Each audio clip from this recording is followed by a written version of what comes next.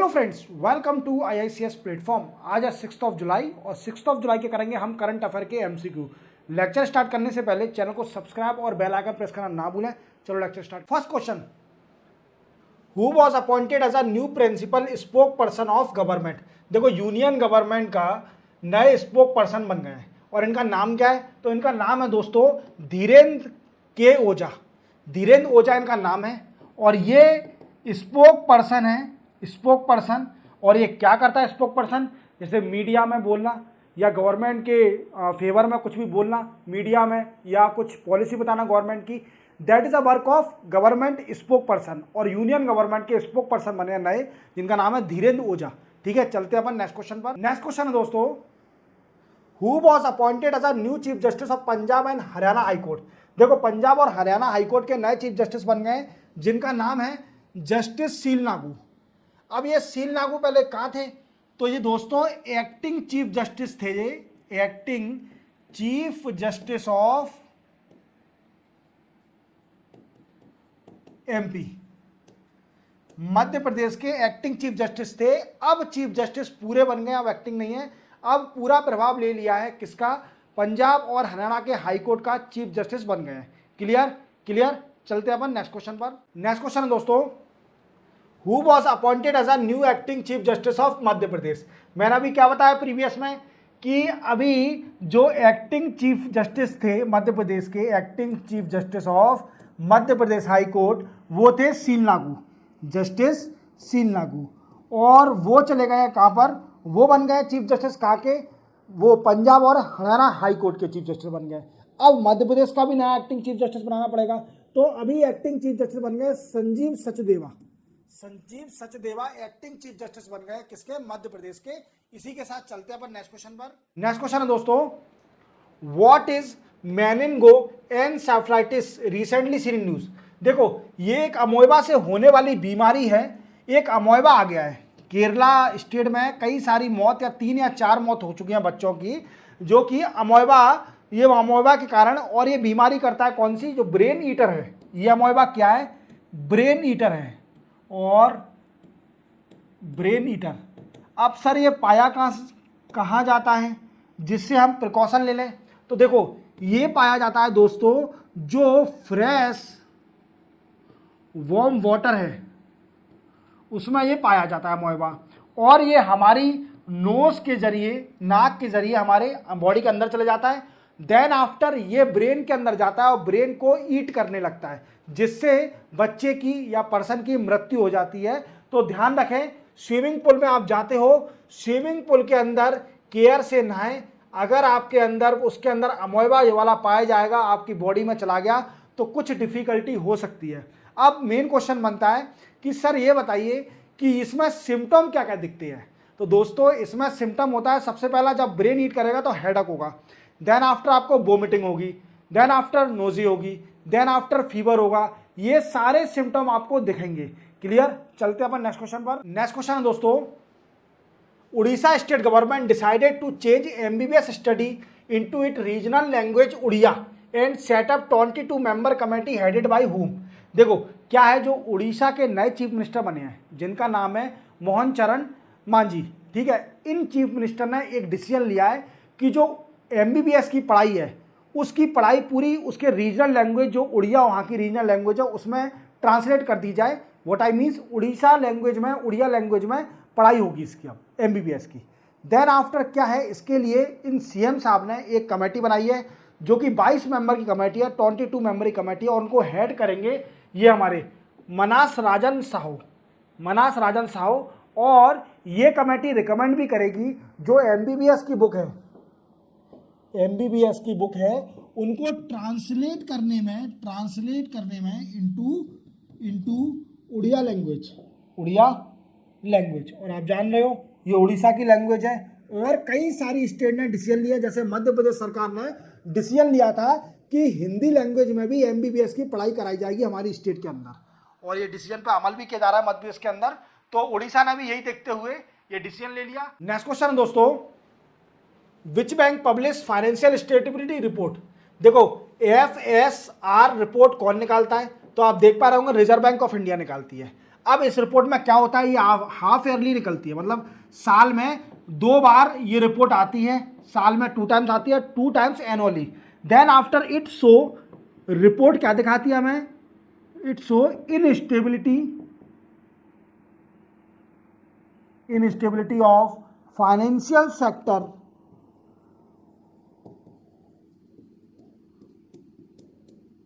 इन India. Clear? तो आपसे कोई पूछेगा कि फाइनेंशियल स्टेबिलिटी रिपोर्ट कौन निकालता है, कौन सी बैंक, तो आप फौरन बता देना reserve bank of India financial stability report निकालती है।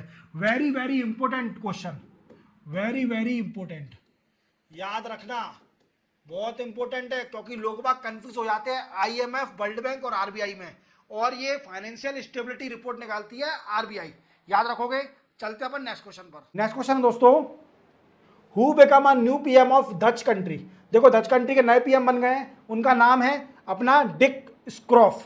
अब ये बने हैं कि ये कौन थे, पहले स्पाई डिपार्टमेंट के हेड थे। स्पाई डिपार्टमेंट मतलब खुफिया एजेंसी जो होती है हमारे इंडिया में, जिसको अपन रॉ और इंटेलिजेंस ब्यूरो बोलते हैं, ऐसे ही डच में स्पाई डिपार्टमेंट के ये हेड थे। ठीक है, और इन्होंने रिप्लेस किसको किया है, रिप्लेस किया है मार्क रुटे को। मैंने बताया था ये नाटो के हेड बन गए हैं, इनको नाटो का हेड बना दिया है, और इन पर 2 प्रभाव आ गए थे, नाटो का हेड भी संभालना था और देन आफ्टर डच कंट्री को भी संभालना था। देन आफ्टर इन्होंने रिजाइन दे दिया और दूसरे पीएम बन गए, नए पीएम बन गए, जिनका नाम है डिक सॉरोफ और मार्क रुटे को इन्होंने रिप्लेस किया है। चलते अपन नेक्स्ट क्वेश्चन पर। नेक्स्ट क्वेश्चन दोस्तों, which country lead global generation artificial intelligence patent. देखो अभी ये बताया है कि कंट्री, एक रिपोर्ट आई है, रिपोर्ट में बताया गया है कि ऐसी कौन सी कंट्री है जो आर्टिफिशियल इंटेलिजेंस के सबसे ज्यादा पेटेंट रजिस्टर करवा रही है। तो वो कंट्री है दोस्तों चाइना। चाइना अभी सबसे ज्यादा पेटेंट आर्टिफिशियल इंटेलिजेंस के पेटेंट रजिस्टर करवा रही है, और देखिए कितनी प्यारी कंट्री है चाइना। हालांकि अपने रिलेशन कुछ अच्छे नहीं है इंडिया के, ठीक है, पर इतने भी बुरे नहीं है कि पाकिस्तान जैसे हो, चाइना से रिलेशन थोड़े अच्छे ही हैं अपने। और एक और बात ध्यान रखना कि ये चाइना कितना आगे है, मतलब आर्टिफिशियल इंटेलिजेंस के कितने सारे पेटेंट रजिस्टर करवा रही है जी। तो आप देखिए, अभी मैंने एक रिपोर्ट पढ़ी थी पहले कि China even not only artificial intelligence, ये जितने भी रिसर्च और पेपर होते हैं इसका पेटेंट कराने में सबसे आगे है चाइना। आप देख रहे हो, यूएसए और चाइना, ये 2 कंट्रियां इतनी आगे हैं पेटेंट को रजिस्टर कराने में। जो वर्ल्ड इंटेलेक्चुअल प्रॉपर्टी ऑर्गेनाइजेशन है WTO की, तो आप याद रखना इसी के साथ चाइना नंबर 1 चल रही है अभी आर्टिफिशियल इंटेलिजेंस में पेटेंट को रजिस्टर कराने में। क्लियर? चलते हैं अपन नेक्स्ट क्वेश्चन पर। नेक्स्ट क्वेश्चन दोस्तों, which online platform money transfer company launch health साथी। हेल्थ साथ क्या है, आप देख पा रहे होंगे पेटीएम ने स्टार्ट किया है, और पेटीएम की पेरेंट कंपनी कौन है, 197 कम्युनिकेशन लिमिटेड। पेटीएम की जो पेरेंट कंपनी है उसका नाम है दोस्तों 197 कम्युनिकेशन लिमिटेड। अब इन्होंने क्या एक हेल्थ इंश्योरेंस ऐसे हेल्थ पॉलिसी स्टार्ट करी है, we can say name of health साथ। और ये किसके लिए स्टार्ट करी है, जो मर्चेंट इनके पार्टनर हैं। मर्चेंट जानते हो, अभी मर्चेंट भी समझाते हैं आपको। मर्चेंट पार्टनर कौन होते हैं, जैसे आप दुकान पर QR कोड को स्कैन करने जाते हो, और जो दुकान वाले होते हैं वो that is called a merchant, उनके वो कस्टमर है, मेन कस्टमर, जो कि जिनसे कॉस्ट नहीं ली जाती, ठीक है, बहुत बेनिफिट मिलता है इनको मर्चेंट के लिए, तो पेटीएम में होते हैं। हालांकि मैंने कभी मर्चेंट का लिया नहीं है, इसलिए वो ज़्यादा डिटेल नहीं है, इसके बारे में नॉलेज नहीं है। तो मर्चेंट जो शॉपकीपर होते हैं उनके पास जो रखा रहता है पेटीएम का QR code, that is called a merchant. तो मर्चेंटों के लिए ये स्कीम निकाली है हेल्थ इंश्योरेंस। इसमें क्या होगा, 35 रुपीज़ आपको पर मंथ देना होगा। इसमें आपको क्या क्या फैसिलिटी मिलेगी, तो इसमें सबसे पहली फैसिलिटी मिलेगी दोस्तों कि आप डॉक्टर से टेली कम्युनिकेशन कर सकते हैं। वीकेंड से टेलीफोन के जरिए आप डॉक्टर से कंसल्ट कर सकते हैं। क्लियर? दूसरा बेनिफिट क्या मिलेगा दोस्तों कि आप OPD होता है, OPD में विजिट कर सकते हो उन हॉस्पिटल में जो कि पेटीएम से पार्टनर है, जो कि विच हॉस्पिटल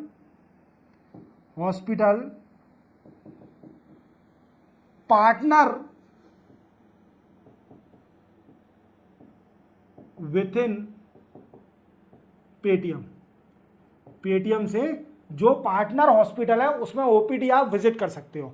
तीसरा बेनिफिट क्या मिलेगा दोस्तों, तीसरा बेनिफिट मिलेगा जो मेन बेनिफिट है कि आप फार्मेसी में मेडिकल पर दवाई लेने जाते हो फार्मेसी में, तो आपको डिस्काउंट दिया जाएगा, डिस्काउंट ऑन फार्मेसी। समझ रहे हो आप, मेडिकल पर जाते हो तो आपको डिस्काउंट मिलेगा। क्लियर, पेटीएम के अंडर जो जो मेडिकल आते होंगे, पेटीएम का जिससे पार्टनरशिप है, वो डिस्काउंट देंगे। समझ में आ रहा है, समझ में आ रहा है कि नहीं आ रहा? तो 35 रुपये 35 रुपीज़ दीजिए पर मंथ, और आप इतनी सारी फैसिलिटी मर्चेंट पार्टनर के लिए, ये कितनी सारी फैसिलिटी हो रही है। तो जितने भी मेरे शॉपकीपर या बिजनेसमैन हैं वो पेटीएम का बेनिफिट लें। और हेल्थ इंश्योरेंस बहुत अच्छी स्कीम है, 35 रुपीज़ कोई मायने नहीं रखता पर मंथ, आपको इतने सारे बेनिफिट मिल रहे हैं, वो कम नहीं है। 35 रुपीज़ बहुत छोटी रकम है आज के युग में, और 2024 में ये बहुत छोटी रकम है 35 रुपीज़। चलते हैं अपन नेक्स्ट क्वेश्चन पर। नेक्स्ट क्वेश्चन है दोस्तों, which country host 46 UNESCO world heritage committee session. देखो ये इंडिया ने होस्ट किया है 46 यूनेस्को वर्ल्ड हेरिटेज कमेटी। अब वर्ल्ड हेरिटेज कमेटी क्या करती है? It work to we can say that's a approve new heritage sites in UNESCO. Clear? Or it also check the proper use of world heritage fund. World heritage fund का proper use हो रहा है कि नहीं हो रहा। तो India ने होस्ट करी है, ठीक है, 46 वर्ल्ड हेरिटेज कमेटी, याद रखना। चलते हैं अपन नेक्स्ट क्वेश्चन पर। नेक्स्ट क्वेश्चन है दोस्तों, which country approve plan for new orbit station by 2033। देखो आप जानते हो अभी वर्ल्ड में क्या है कि अभी लो अर्थ ऑर्बिट में इंटरनेशनल स्पेस स्टेशन है। क्या है? International space station. और इसकी एक रशिया जो कंट्री है वो भी इसकी पार्टनर है। किसकी पार्टनर है? इंटरनेशनल स्पेस स्टेशन की पार्टनर है। बट कुछ रीजन के कारण ये स्पेशल स्टेशन अपना खुद का स्टेशन बनाने की प्रयास कर रही है। रशिया ने अप्रूव कर दिया है कि वो खुद का अपना स्पेस स्टेशन बनाएगी, और वो कब तक बना लेगी? 2033 तक बना लेगी। कब तक बना लेगी? 2033 तक बना लेगी अपना खुद का स्पेस स्टेशन। अब क्वेश्चन ये बनता है कि इंडिया क्या कर रही है, इंडिया पीछे क्यों है? तो इंडिया का भी प्लान है कि 2035 तक इंडिया का भी खुद का एक, India also build its on space station. India भी 2035 तक अपना खुद का स्टेशन बना लेगी, स्पेस स्टेशन बना लेगी। अब सुनो, अब आपको मालूम है कि मैंने आपको प्रीवियस क्वेश्चन में एक न्यूज बताई थी कि एक कंपनी ने इसकी बिडिंग विन कर ली है, जो डिस्ट्रॉय करने के लिए, इंटरनेशनल स्पेस स्टेशन को डिस्ट्रॉय करने के लिए। तो वो कंपनी कौन सी है? तो मैंने बताया था स्पेस एक्स कंपनी, जो कि एलोन मस्क की कंपनी है। किसकी दोस्तों? एलोन मस्क की जो कंपनी है स्पेस एक्स, इसने क्या करा था कि ये जीत गई थी बिडिंग मतलब बोली जीत गई थी किसकी? कि डिस्ट्रॉय करने की, किसको? इंटरनेशनल स्पेस स्टेशन को। बाई 2030 तक ये डिस्ट्रॉय कर देगी इंटरनेशनल स्पेस स्टेशन को। तो क्लियर हो गया। चलते अपन नेक्स्ट क्वेश्चन पर। नेक्स्ट क्वेश्चन दोस्तों, हु वॉज कन्फर्ड फर्स्ट के सरस्वती अम्मा अवार्ड। के सरस्वती अम्मा अवार्ड किसको मिला है? पहला, यह भी अवार्ड बना हुआ है, ठीक है, ये लिटरेचर के लिए दिया जाएगा। लिटरेचर और फेमिनिस्ट एक्टिविस्ट उसको दिया जाएगा, ठीक है, एक्टिविस्ट को दिया जाएगा। और ये अवार्ड किसने बनाया दोस्तों? तो ये अवार्ड बनाया है विंग्स ने। विंग्स एक ऑर्गेनाइजेशन है जिसका फुल फॉर्म है वुमेन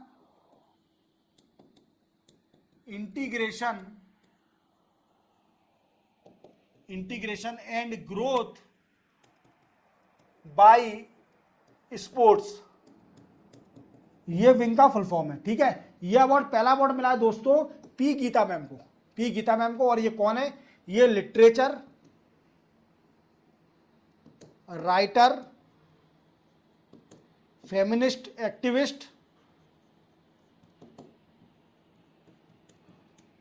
और इनको ये पहला अवार्ड मिला है, ठीक है, याद रखोगे, के सरस्वती अम्मा अवार्ड। क्लियर। चलते हैं अपन नेक्स्ट क्वेश्चन पर। नेक्स्ट और लास्ट क्वेश्चन दोस्तों, who was appointed first women chief secretary इन महाराष्ट्र। देखो महाराष्ट्र की पहली वुमेन चीफ सेक्रेटरी बनी है और इनका नाम है सुजाता सोनिक।